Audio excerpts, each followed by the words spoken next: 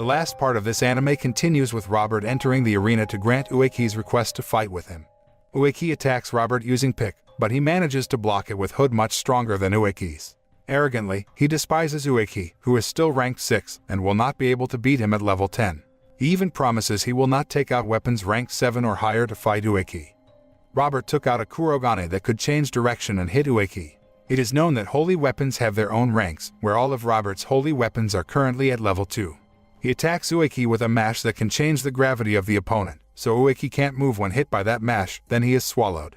Robert said the attack earlier was just a joke so Ueki could still survive his mash. That's what he did to keep Ueki alive to see the destruction of the human world. Ueki, who was on the human side, was furious with his words, and unexpectedly Ueki could pull out all his weapons at once. Robert was hit by one of Ueki's attacks, and apparently, at that time, Ueki had reached level 2 in his holy weapon. When Robert fires his kurogane again, Ueki distracts him using mash. After that, Ueki, chased by Kurogane's bullet using Raika, moved behind Robert. Ueki held Robert's body so that he was hit by his Kurogane bullet. Unfortunately, Robert uses a blue bubble to make the bullet fly. However, when he was about to finish off Ueki, the bullet destroyed the roof that hit Robert's body.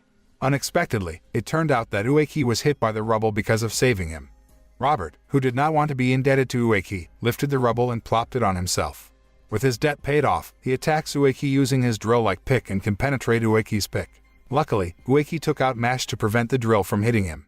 The two of them collided with the power of the Kurogane, where Robert's holy weapon was stronger than Ueki's. But apparently, because of the barrage of attacks, the arena's shield was destroyed. When Robert was about to finish off Ueki, Rinko and Sano protected him. Robert lifted their bodies so they could drop them both from a height. While in the air, the two of them make a combination attack by hiding Rinko's beads in Sano's towel so that Robert is hit hard by their attacks. Meanwhile, Sano and Rinko could land safely thanks to Sano. Robert got up again and attacked them both using Kurogane. Apparently, Sano and Rinko were still able to get up, making Robert attack them both again.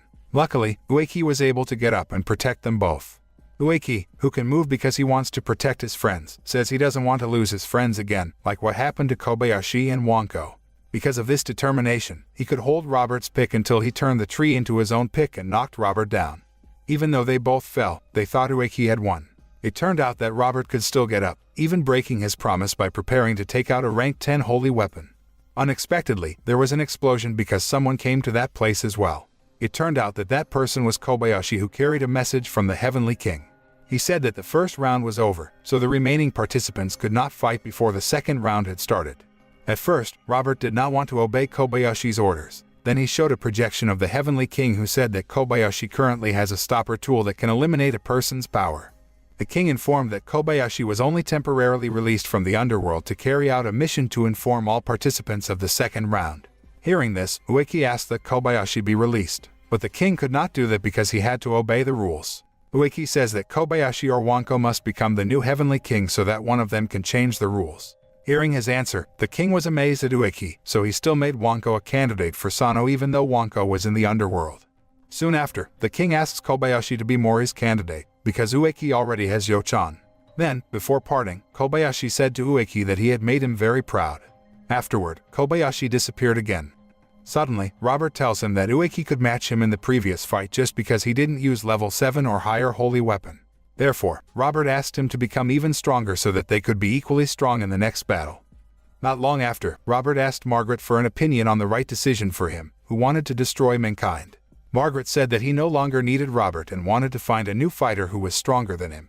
Then Margaret introduced a boy named Hanon, who was his biological child. Turns out, all this time, Margaret was just a fake. Suddenly, Hanon attacked Robert and defeated him in just 8 minutes. Then Hanon ate Robert to take his form. The next day, Ueki accidentally saw Hanon helping a grandmother look for her necklace. Cruelly, after finding the necklace, Hanon wants to destroy the grandmother's necklace. Luckily, Ueki managed to stop him. Not long after, Hanon changed his form to Robert in front of them, saying he was the new Robert Hayden. Then he left from there. Shortly after, Ueki chases Hanon to ask where the real Robert is. He replied that Robert was in his body, and to save Robert, Ueki had to be able to get him out of there. He attacked Hanon using Ranma, which Hanon could easily avoid.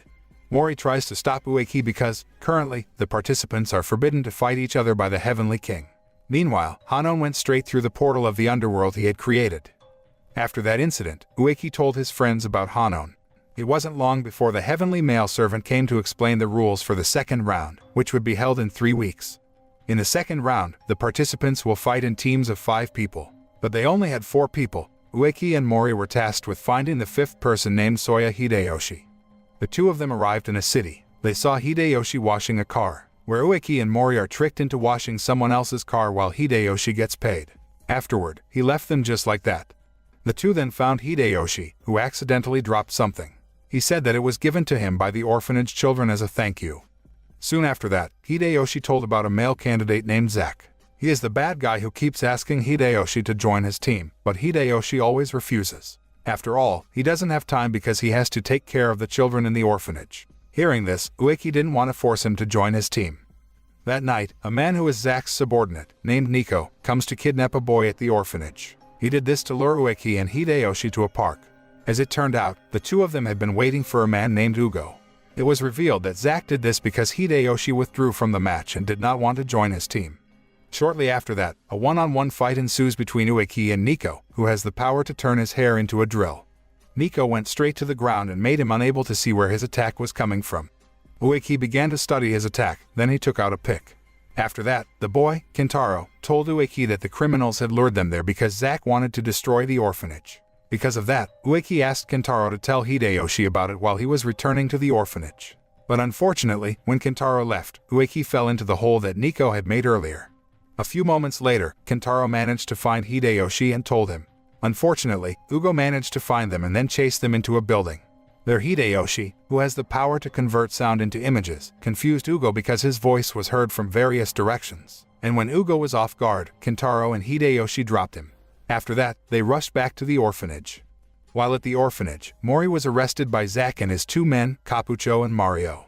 Zack intends to destroy the orphanage so that Hideyoshi will have no more reason to refuse to join their team. Not long after that, Hideyoshi came and was attacked by Mario, who could turn his body into a billiard ball. Not long after, Hideyoshi creates pictures and sounds of children inside the building so that Zack doesn't destroy the orphanage. Because if they attack ordinary humans, all 3 can lose their power. It turned out that Capucho knew that it was a trick from Hideyoshi. He froze Hideyoshi's hands and feet with his strength, because according to Zack, Hideyoshi had to move at least one of his toes or hands to use his power. Then Mario attacked Hideyoshi, making him could not move. A few moments later, Nico, awakened from Ueki's attack, came.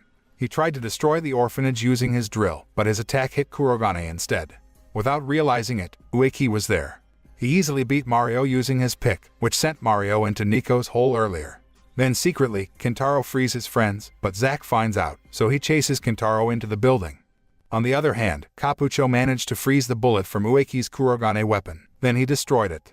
Afterward, Ueki took out Raika's weapon to avoid all of Capucho's attacks. Unfortunately, he fell because he stepped on the ice. Capucho used the opportunity to freeze his hands and feet. When he was about to finish off Ueki, his body suddenly froze. It turned out that Hideyoshi was free and put a picture of Capucho's face on Ueki's stomach. Hideyoshi imitated Capucho's power of turning sound into freezing liquid with the sound he made. Unexpectedly, Capucho can melt the ice easily just by saying the word reset. This allowed Ueki to be free and took out his rank 7 weapons called Gulliver, who could lock Capucho's body into a box. Not long after, Ueki goes to Zack to make him give up. Zack tells about Hideyoshi and his male candidate named Nero, who has been sent to the underworld for attacking a power user to protect Hideyoshi. Hideyoshi didn't want to leave the orphanage because it belonged to Nero, who had been entrusted to him. Knowing this, Ueki said he would not force Hideyoshi to join his team. Besides that, Ueki had a duty to free the prisoners in the underworld. Later, Zack tried to run away, but luckily Hideyoshi could knock him out. The next day, the orphanage children proved that it was true that they could do everything on their own and not depend on Hideyoshi. With that, he finally officially joined the Ueki team. After some time, Ueki trained inside Tenko's body, and he reached the rank of 8 power. Soon after, Tenko explains that he can only help Ueki train to rank 8. If Tenko pushes himself to reach level 10, he can die. Even so, he deliberately didn't tell Ueki everything because he wanted to help Ueki become stronger. A few days later, Yo-chan came to the hospital to apologize to Ueki. He regretted having sided with Margaret, who had deceived him. Even now, Margaret said he didn't need him anymore. Besides that, Ueki said he wants to forgive his mistake. The next day, Mori and the others went to pick up Hideyoshi at the station. They accidentally met Yo-chan, who asked about Ueki's whereabouts. They informed that Ueki is currently preparing to train to reach rank 9 with Tenko. Yo-chan said Tenko could die if he forced himself to help Ueki reach rank 9. Hearing this, Mori was very worried and wanted to prevent Ueki, so they rushed to his training place. When she got there, it turned out that Ueki had entered Tenko's body. Seeing that, Mori, who looked panicked, called Ueki from outside, but it seemed like it would be in vain. Luckily, there is Hideyoshi who can make images inside Tenko's body. Ueki asked Tenko to get himself out of his body. Ueki was mad with Tenko for not telling him about that, because if he knew, he would definitely prefer to practice alone, even if it takes years. However, Tenko insists on telling Ueki to keep practicing inside his body. After that, Ueki said he wanted to always be friends with Tenko. Hearing that, he was touched. The next day, the king's servant came to start the second round.